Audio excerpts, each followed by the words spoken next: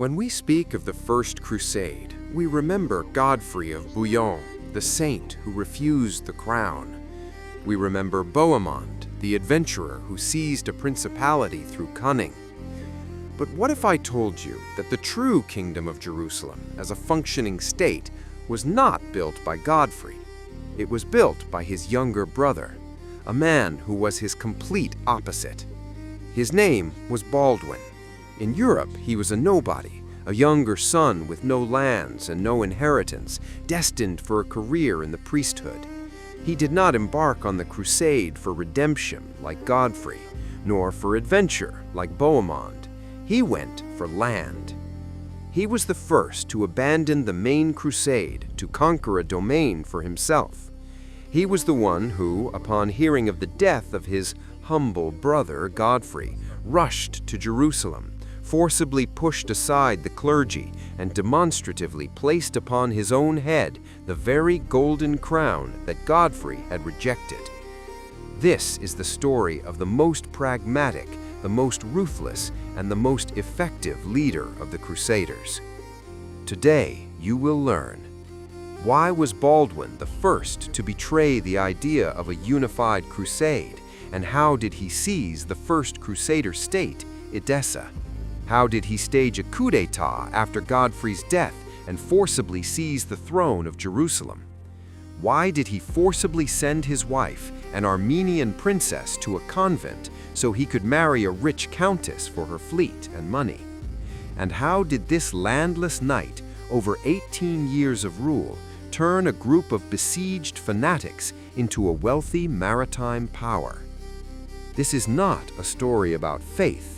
This is a story about state building. Godfrey created a legend. Bohemond created a foothold. But it was Baldwin I, the statesman, who took blood, sand, and fanaticism into his hands and built a kingdom out of them. The year is 1097. The army of the First Crusade, having passed through Constantinople and Nicaea, moves slowly and painfully through scorched Anatolia. It is a unified force, bound, however fragilely, by oaths. And riding within this army is Baldwin, the younger brother of Godfrey of Bouillon. He likely looked at his brother Godfrey, obsessed with redemption, and at Bohemond, dreaming of Antioch, and thought one thing: they are both making the wrong bets. Baldwin was a pragmatist, mistakenly dressed in armor. In Europe, as a younger son, he had been slated for a career as a priest, a path he hated. Unlike Godfrey, he was not riding to die, he was riding to relocate. And he had no intention of waiting until the prime cuts were taken by Bohemond or Raymond. He needed his own land, and he needed it now. The first turning point arrives, September 1097. The crusade has not yet even reached Antioch. Baldwin, taking only a small detachment of knights with him, simply leaves. He is the first to abandon the crusade. He leaves the main army and turns east toward the Armenian lands. This was pure, undisguised separatism, a betrayal of the common goal, and it was the smartest move anyone could have made. We transport ourselves to Edessa. While the main army prepares for an 8-month meat grinder at Antioch, Baldwin is already playing politics. He arrives in the wealthy Armenian city of Edessa at the invitation of the local ruler, Thoros. The Christian Armenians were seeking protection from the Franks against the Turks. Thoros, who had no sons of his own, was so impressed by Baldwin that he adopted him. He made him his official heir in hopes of protection. Now, let's analyze the situation. Baldwin likely looked at his new father and saw him only as a temporary obstacle. He did not wait for the old man to die. Within a few weeks, a popular uprising flares up in Edessa. The citizens, unhappy with Thoros and likely secretly stoked by Baldwin's men, besiege him in the citadel. Thoros begs his son Baldwin to save him. Baldwin publicly swears to protect him. And the next day, when Thoros was dragged from the citadel and torn to pieces, Baldwin did absolutely nothing to stop it. He simply took his place. He immediately proclaimed himself Count of Edessa, creating the very first Crusader state, long before Godfrey reached Jerusalem. He married a local Armenian princess, Arda, to solidify his power. He was cynical, fast, and incredibly effective. He didn't waste time on prayers or sieges. He found a weak spot and struck right at the target. 1098 to 1099.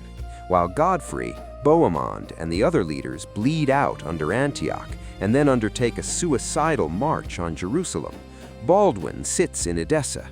He's a count, he's rich, he's safe. From the sidelines, he watches as his brother Godfrey becomes the defender of the Holy Sepulchre, but refuses the crown. He sees chaos begin to unfold in Jerusalem. Because after Godfrey's death in July 1000, a genuine struggle for power erupted in the Holy City. The Patriarch of Jerusalem, Daimbert of Pisa, decided that he would rule the city. He wanted to build a theocracy, a state governed by the church. He was supported by men loyal to the late Godfrey. They even sent a messenger to Bohemond in Antioch, offering him the throne, offering it to anyone just to keep it away from the pragmatic Baldwin. But the messenger to Bohemond never arrived. He was intercepted. However, the messenger to Baldwin in Edessa did arrive, and Baldwin realized it is time. His brother created the legend. The time has come to turn it into a kingdom. July 1100. Godfrey of Bouillon, defender of the Holy Sepulchre, is dead. A power vacuum immediately emerges in Jerusalem. And stepping into this vacuum is Patriarch Daimbert of Pisa. He likely thought, finally. He was the representative of the Pope and believed that Jerusalem should become a theocracy governed by the church, not by secular barons. He despised Baldwin for his pragmatism and his seizure of Edessa. While Godfrey's loyalists mourned, Daimbert acted. He seized the Tower of David, the city's main citadel. He sent a letter to Bohemond in Antioch, offering him the throne. He was ready to give Jerusalem to an adventurer just to avoid giving it to the statesman Baldwin. But in reality, he had already lost. The second turning point arrives, the moment when Baldwin showed how a king differs from a defender. News of Godfrey's death reaches Baldwin in Edessa. He does not waste a single day on mourning. He immediately gathers 200 knights, abandons his county, and races south to Jerusalem. This was not a campaign. It was a forced march for the crown. We see his journey. It is a desperate race against time. He has to literally fight his way through hostile Muslim territories. His detachment falls into ambushes several times. He arrives in Jerusalem in early November 1100. Patriarch Daimbert is horrified. He refuses to let Baldwin into the city. He locks the gates. Now let's analyze the situation. Godfrey, his brother, would have been furious at such a reception. He might have entered into negotiations or yielded to the church. Baldwin simply waited. He set up camp outside the walls, and his 200 knights, hardened in battle, simply stared at the city. After a few days, the barons and knights inside Jerusalem realized who the real ruler was. They were tired of the Patriarch's anarchy. They opened the gates to Baldwin themselves. He entered the city as its master. Daimbert was broken. He did not execute him. He did something smarter. He forced him to perform the coronation. And so, Christmas, December 25th, 1100. Godfrey had demonstratively refused the crown in Jerusalem. Baldwin demonstratively rides to Bethlehem, the birthplace of Christ, and there, in the Church of the Nativity, Patriarch Dimbert, gritting his teeth, places upon him the very golden crown his brother had refused. This was not just a seizure of power, this was a coup d'état. He stated unequivocally, "The time of saints and defenders has passed. The legend of Godfrey is dead. The time of the kingdom begins." Baldwin I, the first true king of Jerusalem. But the crown he forcibly placed on his own head was empty. He was king of a city that held more pilgrims than soldiers. He was king of a scrap of land surrounded by a sea of enemies, the powerful Fatimids of Egypt to the south and the Turks to the north. His kingdom was cut off from the sea. He had no fleet, no money, no trade. Baldwin, a pragmatist to the bone, understood, for the state to survive, it does not need prayers. It needs two things, ports and money, and he was willing to do anything to get them. It is here, in a desperate attempt to save his newborn kingdom, that he will commit a series of the most ruthless and cynical acts of his life. And the first victim on the altar of this state will be the woman who once helped him rise to power, his own wife. Baldwin I, the first king of Jerusalem, sat on a throne that could collapse at any moment. He was a king without money, without a fleet, and without allies, while the Egyptian Fatimid navy controlled the entire coastline. He understood that without seaports through which pilgrims, soldiers, and goods could arrive, his kingdom was doomed. He desperately needed two things, a fleet and money, and he found a way to get them. But the price he paid was unthinkable for his pious brother Godfrey. The third turning point arrives, the moment when Baldwin the statesman sacrifices Baldwin the man. In Edessa, to solidify his power, he had made a profitable marriage to an Armenian princess named Arda. She was useful there, among the Armenians, but in Jerusalem, she was useless. She brought him neither children nor a fleet, and Baldwin gets rid of her. We transport ourselves to 1112. Rumors are spreading throughout the kingdom. Baldwin publicly claims that his wife, Arda, has been unfaithful to him, that she led a loose life. There is no evidence that this was true.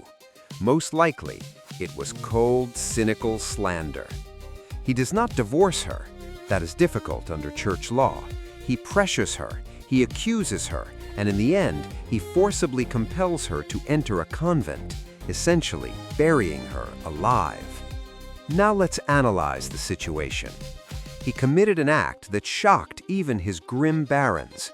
He publicly disgraced and abandoned the woman who helped him become a count. Why? Because another match was already on the horizon.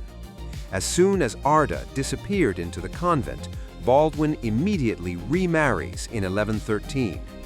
His new wife becomes Adelaide del Vasto. She was not just a countess, she was the widow of Roger of Sicily, one of the wealthiest and most powerful women in the entire Mediterranean. Their marriage contract was not a union of hearts, it was a state transaction. Adelaide brought immense wealth to Jerusalem, troops, and most importantly, the promise of the Sicilian fleet. In return, she demanded one thing. If Baldwin died childless, the crown of Jerusalem would pass to her son from her first marriage. Baldwin agreed. He didn't just commit bigamy, since Arda was still alive. He gambled with the succession. He was ready to give the crown to an outsider, all for one goal, to get the fleet and money the kingdom needed right now. This was supreme pragmatism. Godfrey sacrificed his crown for faith. Baldwin sacrificed his faith and his wife for the crown. King Baldwin I got what he wanted. Adelaide's Sicilian gold filled his treasury, and the promise of the fleet untied his hands. But he was not the kind of man to sit on bags of money in the Tower of David. He was a statesman, and money and a fleet were not goals for him, but tools. Tools to realize his master's strategic plan. He looked at the map and saw that Jerusalem, Bethlehem, Hebron, all these holy sites were cut off from the world. They were an oasis in the desert that could be encircled at any moment. The only path to survival lay through the narrow strip of coastal Palestine. Baldwin I, having received Adelaide's money, begins his 18-year project. He begins methodically, city by city, to wrest the entire coast of Palestine from the Fatimids. He intended to turn a kingdom of fanatics into a maritime trading power. King Baldwin I got what he wanted. Adelaide's Sicilian gold filled his treasury, and the promise of the fleet untied his hands. But he had no intention of spending it on palaces or feasts. He looked at the map and saw that his kingdom was a thin thread, squeezed between the desert and a sea that did not belong to him. Every year, the Fatimids from Egypt launched raids, threatening to cut off Jerusalem. The survival of the kingdom depended on one thing: the coast. Baldwin needed ports. The fourth turning point arrives. This is not a single event, but a methodical 18-year campaign to transform the Holy Land into a maritime power. We see Baldwin taking action. Across Europe, pilgrims are just pilgrims. Baldwin looks at ships from Genoa, Venice, and Norway not as transport, but as a navy. He makes brilliant deals. He cannot build a fleet from scratch, so he buys one. He offers the Genoese and Venetians arriving in the Holy Land a deal. Help me take this port, and you will get your own trading quarter within it. Duty-free trade, your own church, your own judge. It was an offer the merchants couldn't refuse. Now let's analyze the situation. This was the birth of the Kingdom of Jerusalem as a commercial enterprise. Godfrey came with an army of fanatics. Baldwin began importing an army of mercenary fleets, and it worked. The methodical seizure of the coast begins. 1101, he takes Arsuf and Caesarea. Caesarea, the ancient Roman capital, becomes the first major port in his hands. 1104, the city of Acre falls. This was a triumph. Acre becomes the kingdom's main port, the window to Europe through which money, people, and resources would flow. 1110, he takes Sidon, utilizing the fleet of the Norwegian king Sigurd, who had just arrived on a pilgrimage. Step by step, port by port, Baldwin built his state. He personally led every siege. He was a diplomat, a general, and a businessman. By 1117, Baldwin I was at the peak of his power. He was no longer the younger brother. He was the most powerful ruler in the entire Middle East. He had turned a group of besieged fanatics into a thriving, wealthy maritime power. He had achieved everything. But he knew something others did not. The state he built was still incredibly vulnerable. Baldwin I built his kingdom along the coast. Trade flourished, pilgrims flowed like a river.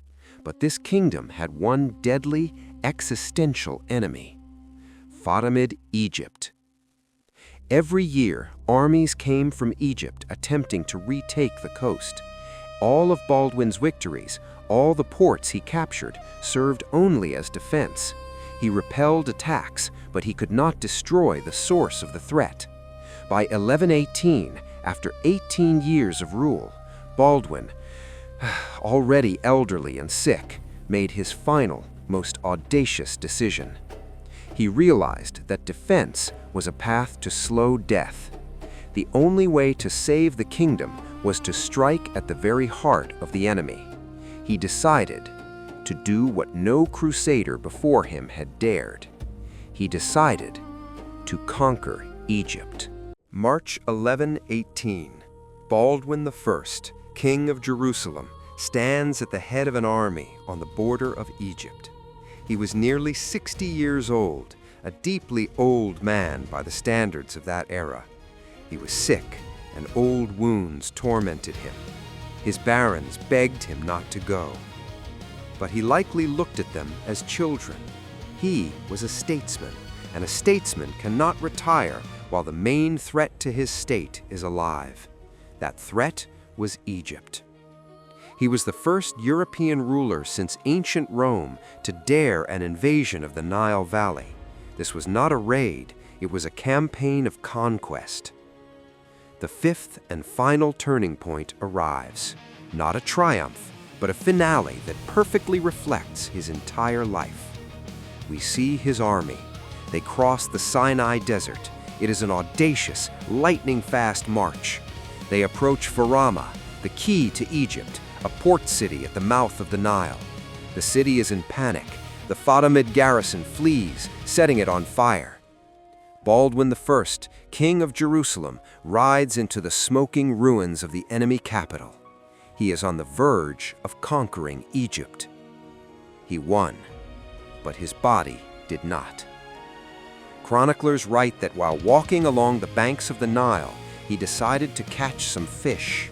An old wound he had received many years ago reopened. Infection set in. According to another, more prosaic version, he ate that fish and suffered severe food poisoning. He was immediately carried back toward Jerusalem. Now let's analyze the situation. He was dying exactly as he had lived, on the job. Not in bed, not in prayer, but on a campaign, in an attempt to secure what he had built. He died on the road, in the desert, on April 2nd, 1118. His final order was the instruction of a statesman. He feared that if the Egyptians learned of his death, they would attack the army. He whispered, he ordered his men to secretly stuff his body with salt and herbs so it would not decompose, and to carry him to Jerusalem as if he were still alive. His army, carrying the mummy of their king, returned to Jerusalem.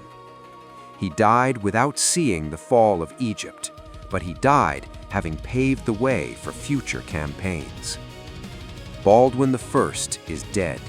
The man who took the crown by force and spent 18 years building a state out of it was gone. And immediately, the final irony of his pragmatic life revealed itself. Remember Adelaide, the rich wife he bought at the cost of bigamy? She was waiting in Jerusalem. By their agreement, the crown was supposed to pass to her son. But Baldwin's barons, his comrades whom he himself had brought to power, decided otherwise. They hated Adelaide and her Sicilians. As soon as Baldwin died, they annulled his marriage. Sarcastically, they declared Adelaide a bigamist, even though Baldwin was the bigamist, stripped her of all her money, and shamefully kicked her out of the Holy Land. They betrayed the last will of their king, to save his kingdom from outsiders. The pragmatism that Baldwin himself had instilled for 18 years turned against his own legacy. Baldwin, a younger son with no inheritance, forcibly took a golden crown and in 18 years turned Jerusalem into a thriving maritime power. But the pragmatism he instilled turned against his legacy. His barons betrayed his final will to save the very kingdom he built. And this proved the statesman who sacrifices everything for the state eventually becomes its victim. And although Baldwin gave the kingdom a body and borders, everything he built was built on sand, surrounded by enemies. In the next episode, we will look at this conflict through the eyes of the other side. His name is Zengi, the Resistor, and his strike will make the entire Christian world shudder. Subscribe. Like if Baldwin's pragmatism amazed you. Comment, was his cynicism justified? Thank you.